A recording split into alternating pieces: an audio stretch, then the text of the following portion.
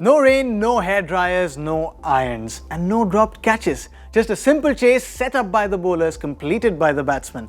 India's first game in 2020 was as clinical as it gets. The toss in Indore was a replica of the toss in Guwahati. Virat Kohli won the toss, chose to field on a pitch which he said was pretty similar to the one in Guwahati, both sides making no changes at all. There was interest around this series, but it wasn't because of the contest on the field, because of Dhawan, Kohli, Shreyas Iyer. It was because Jasprit Bumrah was making his comeback from injury. The first ball that Bumrah bowled on his comeback was a wide. The batsman ran a single.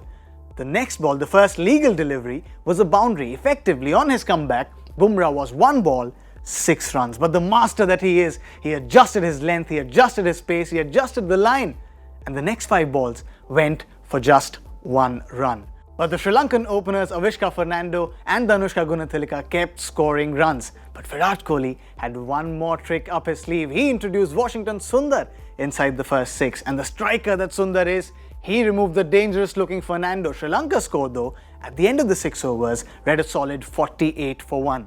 Gunathilaka seemed like taking the mantle from Avishka Fernando off scoring runs.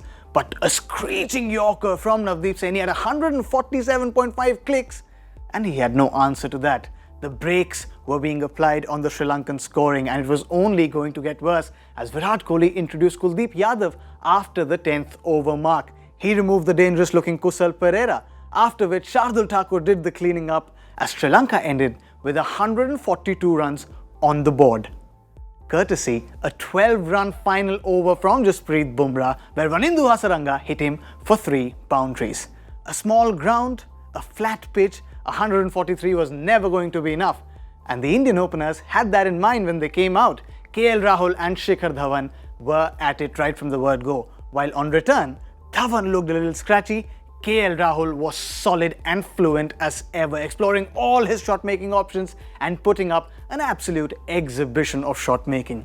A few runs short of his half-century, KL Rahul misread the wrong one from Wanindu Hasaranga, came down the track and was bowled over. Hasaranga then trapped Shikhar Dhawan LBW in front of the stumps. The on-field call was not out, but a brilliant review from Lasith Malinga meant that Shikhar Dhawan was gone too. Suddenly, there was an air of unease because one more wicket and Sri Lanka would tap into the inexperienced Indian lower middle order.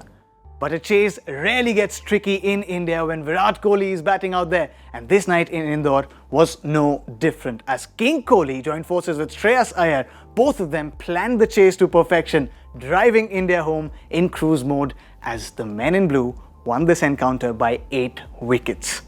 This is India's 12th win against Sri Lanka in T20 internationals, their most in the format against a particular opposition. And while all the action moves to Pune, Sri Lanka have a lot of headaches to take care of.